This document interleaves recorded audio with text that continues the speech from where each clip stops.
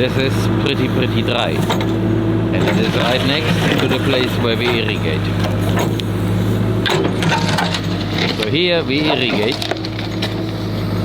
and there it is already that dry, which is why I'm going to plant some trees here.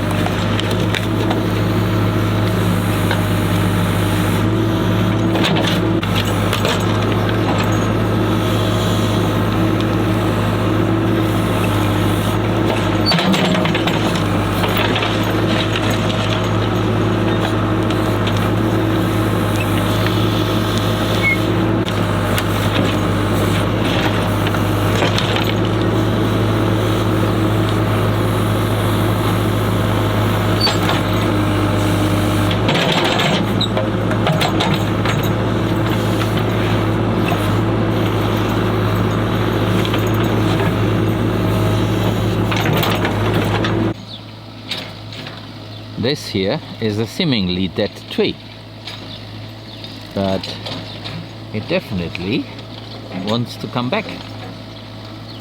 You can see there are some sprouts.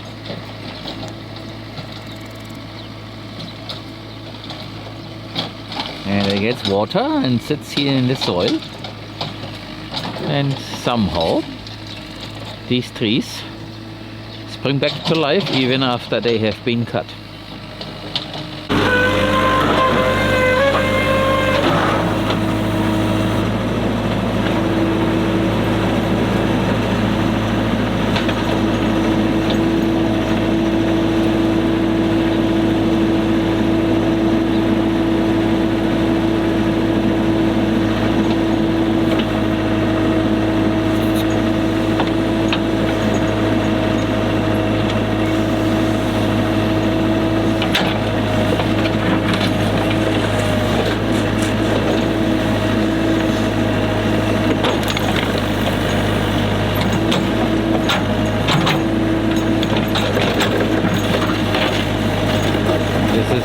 Technique how to plant a tree using an excavator. If the soil is so bad that soil horizons don't matter, then you just make it softer with mechanical means. And then of course you let the soil horizons develop. But that is the first step. It's like an emergency surgery.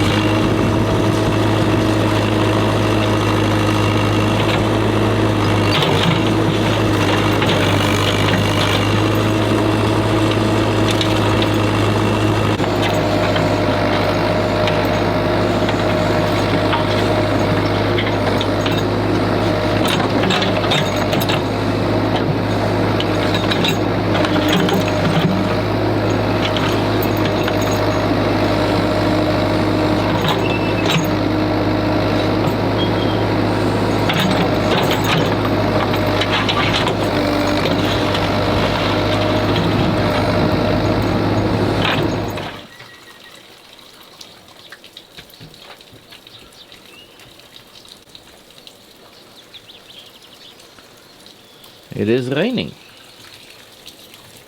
that is a very pleasant surprise. It has been raining earlier when we were still sleeping, but now it is almost midday and we do have rain. So something very positive has happened. As you can see, we also got some straw there that we wanted to use to feed our remaining cattle. Now it's getting wet, but it's not a big problem. So this rain will definitely recharge our soil. Not so much the soil of all the other people who have a very hard surface. That surface that we are trying to break up. So this should definitely give us a little bit a boost, because rain and high temperatures, if they are not too high, will definitely result in plant growth. So this is a very helpful thing. And for example, that area over there that we mostly leave alone as an experiment, this is looking quite good.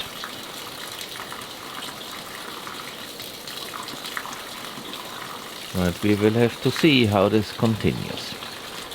But with less animals, things should now become a little bit easier. And what I should mention is, we definitely will now focus on the compound first and do all the things inside of the compound and not do anything outside that is not absolutely required.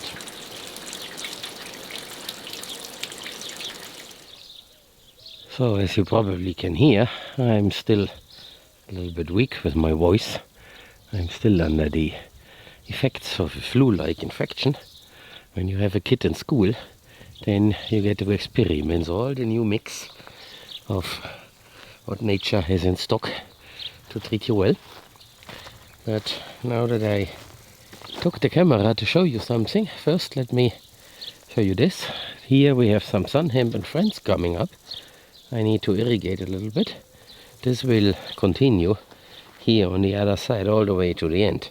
This is the future dog enclosure, but my goal is to have some fertile soil in here so that all summer long it can be green. So the idea is to have some Cynodondactylon Bermuda grass growing well in here, as we started between the Paulownia trees. And as you can see, this maintains itself very well. It got irrigated a little bit during the very, very dry parts. We have not had rain showers per se, but a dribble here and there and a few sprinkles. And that is all that it took. And that is the grass that I'm referring to. So the idea is to have this grass as a cover for the whole dog enclosure, because this is what they also use here for football fields. So it can sustain a lot of abuse and can be seeded, and it will then also spread via rhizomes, and that's kind of summer pasture. But here in our case, it should cover this dog enclosure. And once in a while we bring the horses in here, and maybe the sheep, that kind of animal. And then we have some maintenance, because of course the dogs won't eat it. But here is the thing that I wanted to show you. So this is a Paulownia tree that the horses, when they were in here, toppled. And let me pick this up. So this is extremely light, and you might see this part here. So that part was in the ground there, where this young tree is now coming up. And I was hoping, because it was making sprouts on the top, maybe they can still be seen. Yeah, so there was something going on here along the trunk. But then this trunk, as you can see here, maybe you can, here in the sun, yeah, it is hollow. So not much is going on here. And this thing is also extremely light. Paulownia wood is supposed to be very light, but this is very light. And as you can see, there's nothing on the inside here. Yeah, you can stick another stick in there. So this is something I can chop up and leave it here on the ground like I did with the other parts that you see down there. But the interesting thing is, this guy, apparently from the root system of the very same tree, came up in the last few days. And it's already growing very strong. So that is the main message. You make sure that the Paulownia gets to water, and even if you cut it down all the way to the ground, which they do in commercial plantations after the first year, in some cases, in order to stimulate a more rapid growth, it comes back. And there's also this practice to harvest Paulownias after a couple of years, like 7 to 10 years, as they always say, and then it comes back from the stump. So you basically plant it once, and you can harvest this every 10 years. It's a very interesting plant, and the wood has commercial value. And you might guess that I'm pretty interested in having a lot more of them, and that is what we are going to do, but one thing at a time. So now that I'm here, I can give you a little bit more of this. So here are these trees, and they are all coming back. There's one there in the distance. This is also growing nicely. It was lagging behind when it was planted, but apparently now it managed to make roots. And despite the fact that we are in a continuing drought with extremely little moisture, it's not looking so bad. Because somehow there's something in here that plants can use. Of course, this could be green, but it is somehow in between, and it's not like you would expect. And well, I can show you a quick view into that box here, our garden box. There is the garlic, the chive and the coriander, which wants to make flowers now.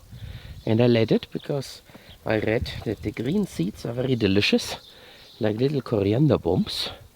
So you don't need all the leaves. And we have cut the younger leaves before, and they are in a freezer. You can freeze these leaves, and you can use them from a frozen state. And there is some broccoli, and there at the end, I'm walking here on this. So I need to be a little bit careful. So here at the end we have some beans, and there is also that one there came up. There is the corn. So the idea is to offer the corn to the beans so that they can rank up. You can see that they have some sensors up. They are looking for something to hold on to. So corn is one idea, and the other is that we weld something onto the edge here to offer them some rack where they can climb up. And you can also see that here all around the thing is a lot greener than elsewhere. Of course there's irrigation happening, and I irrigate that patch every day, and of course it spills over, but it has been green for a long time, even before that has been there. And like I said, we are in a drought, so this is still a difficult thing. And yeah, the idea is, once we have made all this here, the same way as in the back of me, we will then cut a little bit of the sun hemp and friends to make some holes, and in those holes we will then plant some Paulownia trees. So maybe in a month, when these things that I'm going to water in a moment are a little bit taller, then we can actually do this, because we learned from the patch over there. So now that I mentioned this, let me go there first and then come back without the camera to water. Interesting is also that here in our area where I turn around with the car, there's a lot of green stuff coming up all on its own. So there is some moisture in there. So here there are a few things that I can show you that fit well into this. So remember, this was our test patch to figure out how Sunhemp and Friend will perform when sown very late. So that was end of September or so when we did this. And there were also some Paulownias in there. The ones that were in the center, they got shaded out and died. I don't see them. And those that were at the edge, they are coming back.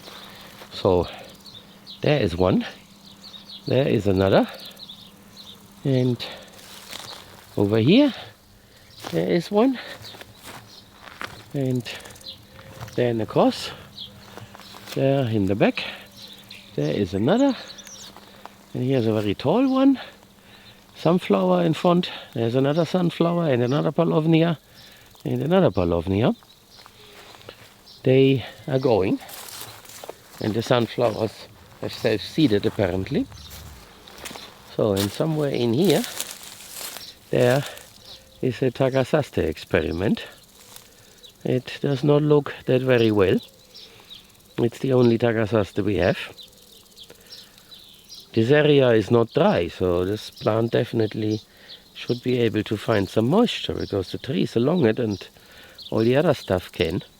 It looks a little bit sad right now because I cut down all the nettles and other things because I wanted to know what's going on and give the Paulownias a little bit more room, and of course wanted to feed the soil. So this is a plant that is supposed to be for this type of climate. Originally comes from the Canary Islands, and they are not exactly a temperate climate. They are off the coast of Africa, and the seeds came from South Africa, and this plant is also cultivated in Australia as forage. So I had some hopes, but at the moment I kind of am thinking in a different direction, which I will share when the time is ripe for that. But for now you can see that here in this patch something is going on, and yeah, different ideas. I was talking about poultry and all this. Yes, we will definitely do some poultry thing, but it won't be for commercial purposes. So we will do this for ourselves to learn, and it's part of more changes coming. But it's all positive, so there's no negative thing. It's just we are, we need to adapt of what we do to the reality that we are surrounded with. Fantasy is helpful to have a vision, but if the vision is clouding your judgment, then of course that's a problem. So here and there a reality check is in order. And with that, I think I will stop this segment here and go over there and irrigate.